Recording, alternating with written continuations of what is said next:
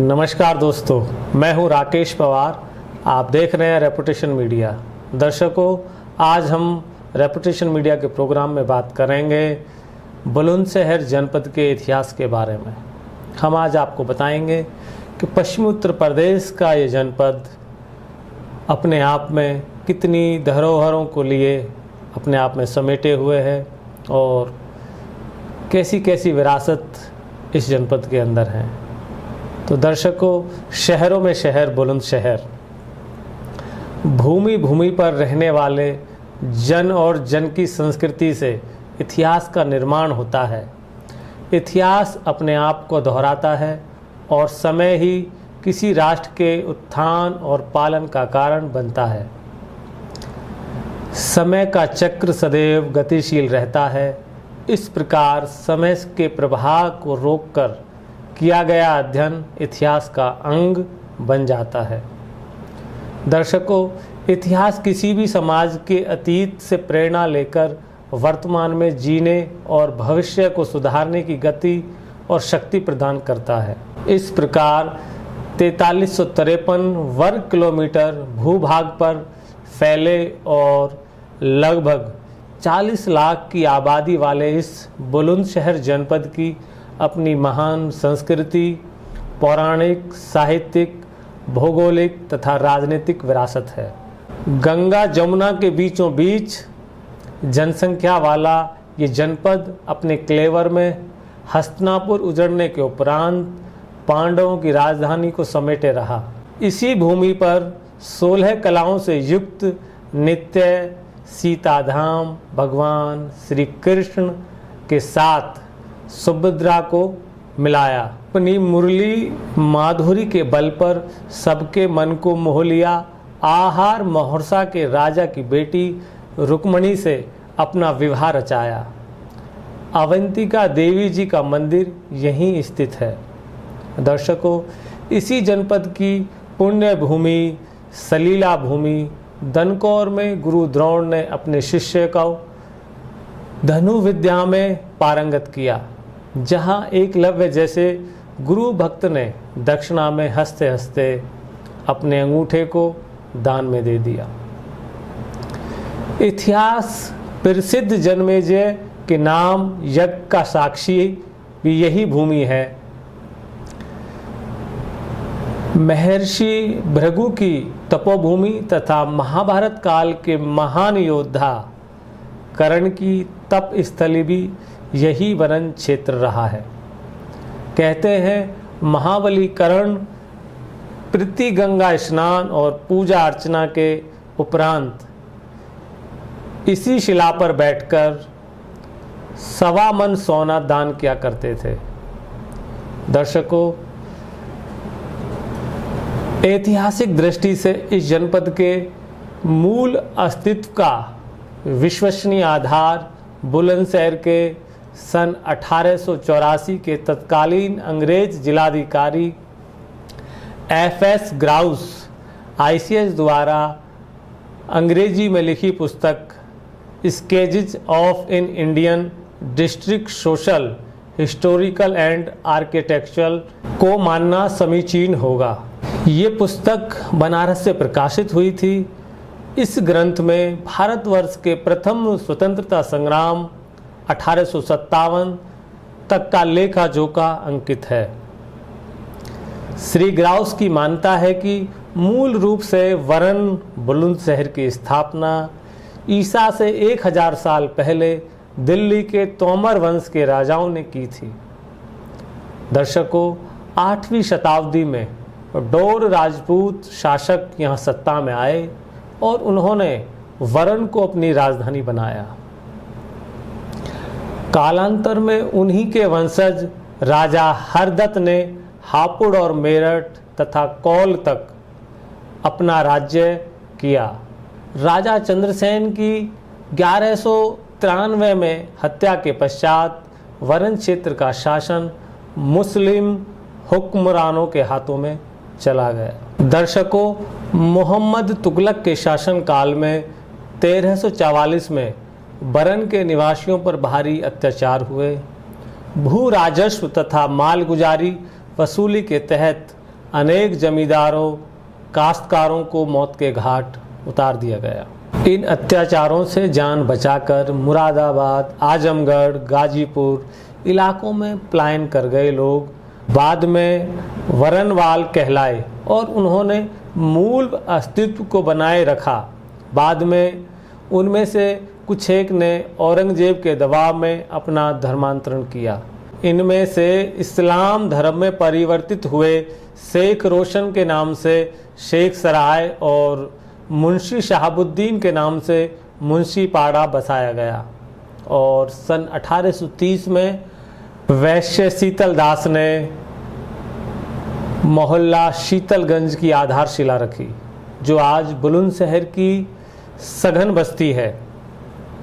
Shri grouse ने एक शताब्दी पूर्व इस तथ्य को रेखांकित किया तथा स्थानीय तौर पर उपलब्ध निर्माण सामग्री तथा भारतीय मिस्त्री की मदद से श्रेष्ठ निर्माण कार्यों को संपन्न किया जा सकता है तथा उन्हें इसकी अनेक मिसालें भी देखने को मिली।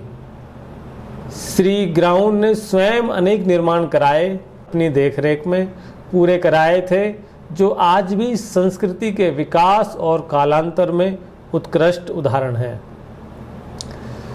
सन 1351 के उपरांत फिरोज शाह ने अपने शासनकाल में खुर्जा कस्बा आबाद किया, जो विश्व प्रसिद्ध केंद्र के रूप में खुर्जा पॉटरी के लिए मशहूर है। चीनी मिट्टी के बर्तन व कलात्मक वस्तुओं के निर्माण निर्यातकर्ता अनेक बार पुरस्कृत हो चुके हैं। इसी प्रकार डिबाई भी अति प्राचीन कस्बा है। इसका नाम संस्कृत में दर्भावती का अपभ्रंश रूप ही है।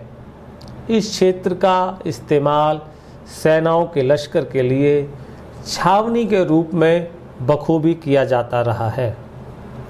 ये क्षेत्र रेल मार्ग से जुड़ा है। सन 1536 में शहंशाह हुमायूं के दौरे में नेक वक्त खान ने बुलंदशहर मस्जिद का निर्माण कराया।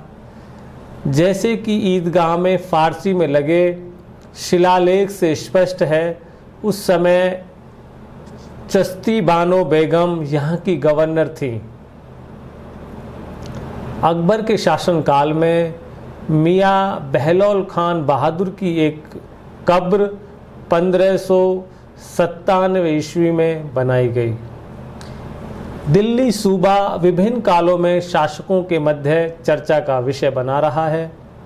ग्राउस के अनुसार 17वीं शताब्दी की शुरुआत में वरन दिल्ली सूबे का ही एक अत्यंत समृद्ध जिला था, जो कालांतर में अपना अस्तित्व खोते खोते पुनः कौल जिले से जुड़ गया। आईने अकबरी के पश्चात बुलंदशहर का कोई ऐतिहासिक उल्लेख नहीं मिलता। शक्ति खान द्वारा 1730 में जामा मस्जिद बनवाई गई और साबितगढ़ आज भी विद्यमान है। साबित खां के वंशज मूलतः ठाकुर जाति से धर्मांतरित हुए थे, जो अब अलीगढ़ में रहते हैं और नवाब कहलाते हैं। इधर 18वीं सदी का अंतिम चरण इतिहास की नई करवट लेने को तत्पर था। यहाँ के अमीर हकदाद खान ने रठौड़ा में एक नया किला बनाया। उन्होंने अपने हिंद संत गुरु मालामाल के नाम इस किले का नाम मालागढ़ रखा। इसी दौरान प्राचीन स्वतंत्रता संग्राम की पहली लड़ाई 1857 में प्रारंभ हुई। इसी मालागढ़ किले से हकदाद खां के पोते वलीदाद खां ने अंग्रेजों के विरुद्ध बगावत का बिगुल बजा दिया। दर्शकों, उसने अंग्रेजों की ईंट से ईंट बजा डाली और इस बार फिरंगियों को शिकस्त का सामना करना पड़ा, किंतु अपने भारी लश्कर तथा कुशल रणनीति के बल पर अंग्रेजों ने किले पर पुनः आक्रमण कर दिया, किले को ध्वस्त कर दिया और वलीदाद खां को वहां से पलायन करने को विवश कर दिया। दर्शकों, इतिहास में जर्जर खंडरों में पुनः सृजन के क्षण देखने को तब मिले जब अंग्रेज ग्राउस ने पुराने निर्माणों की जीर्ण उद्धार का काम अपने हाथ में लिया। सबसे पहले ऊपरकोट पर तहसील का चबूतरा 1600 रुपये की लागत में बनाकर तैयार हुआ। कालिंदी नदी के पुल के पास 52 फुट ऊंचे 2 बुर्ज बनाए गए। काले आम से नदी तक 150 फीट चौड़ी सड़क तैयार हुई। नदी के पास एक बाजार स्थापित किया गया। दर्शकों, शिकारपुर के चौधरी लक्ष्मण सिंह ने नदी के दूसरे छोर पर 70 फुट लंबी धर्मशाला का निर्माण कराया।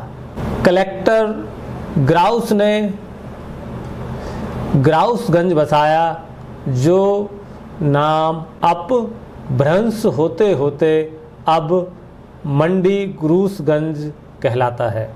दर्शकों, फरवरी 1883 में प्रांत के lieutenant governor sir Alfred loyal ने लॉयल टैंक, जिसका नाम अब लाल तालाब की नाम से जाना जाता है, की अपार शिला रखी। कालांतर में बुलंदशहर खुर्जा विकास प्राधिकरण द्वारा दर्शकों गत वर्ष इसे भरकर इस भूमि पर मार्केट का निर्माण शुरू कराया। इसके पश्चिम में पिंडावल के राजा बांके अली खां ने 30,000 रुपये की लागत से 99 एकड़ भूमि पर एक सार्वजनिक बाग का निर्माण कराया, जो आज भी मोती बाग के नाम से प्रसिद्ध है, तथा उन्होंने इसमें आधुनिक स्थापत्य के अनुरूप टाउन हॉल भी बनाया। इसकी छटा सौंदर्य तथा आयोजना देखते ही बनती है। दर्शकों, सन 1857 में स्वतंत्रता संग्राम की पहली लड़ाई के दौरान शहीद चौक, जिसे हम आज काले आम के नाम से जानते हैं, पर आम के एक भारी पेड़ पर आज़ादी के असंख्य दीवानों को फांसी के फंदे पर लटका दिया। तभी से उस स्थान का नाम कत्लेआम तथा काला आम पड़ गया। आज यहीं शहीदों की स्मृति में 30 फीट ऊंचे शहीद स्तंभ का निर्माण काले ग्रेनाइट पत्थर लगवाकर कराया गया।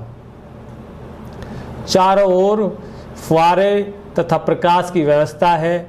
इस पर करीब 7.5 लाख रुपए तक व्यय हुए।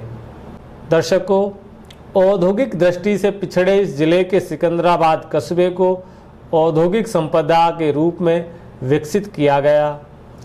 इस क्षेत्र में साइकिल, कल पुर्जे, सिरामिक टाइल, आरामदेह गद्दे, रंग रोगन से लेकर ऑटोमोबाइल्स तथा समुद्र में काम आने वाली भारी मशीनों तक का निर्माण होता है। औद्योगिक प्रगति को तीव्र गति प्रदान करने में नरौरा परमाणु विद्युत परियोजना का निर्माण 700 करोड़ रुपए में की लागत में पूरे हो जाने से विश्व के मानचित्र पर आत्मनिर्भरता की एक अमिट छाप छोड़ी है। इसी प्रकार मानवता की रक्षार्थ रूस के साथ सहयोग से चोला के पास 40 करोड़ रुपए की लागत से बनाई गई वैश्विक उत्पादन की इकाई विबकॉल की अपनी भी महत्वता है। प्रकृति दृष्टि से यहाँ की मृदा तथा जलवायु इतनी अनुकूल है कि पंजाब के पश्चात भारत में प्रति हेक्टेयर गेहूं का उत्पादन बुलंदशहर में सर्वाधिक होता है। सिंचाई के लिए गंग नहर तथा अन्य संसाधन बहुत आयात में उपलब्ध हैं। हरित क्रांति में अपनी महत्वपूर्ण भूमिका निभाने के साथ साथ श्वेत क्रांति में भी बुलंदशहर जनपद में अग्रणी पंक्ति में आता है। आज भी यहाँ दूध का उत्पादन बड़े स्तर पर होता है। यहाँ भारी मात्रा में अन्य नगरों को दूध की आपूर्ति की जाती है। संक्षेप में बलिदान, खाद्यान्न और दूध प्रसार में अग्रणी राष्ट्रीय राजधानी क्षेत्र के अधीन इस जनपद से समाज व राष्ट्र को बड़ी आशाएं हैं। दर्शकों, किसी शायर ने कहा है, पेड़ों की हर एक शाखा को सींचता था लहू से, ये काला आम शेरों की याद का शहर है। राजा वरन हो या कि वलीदाद खां का नाम, अंग्रेज़ों की नींद को उड़ाया वो शहर है। अर्जुन व कृष्ण दोनों के वादों का शहर है। काली का, ये जमुना का, ये गंगा का शहर है।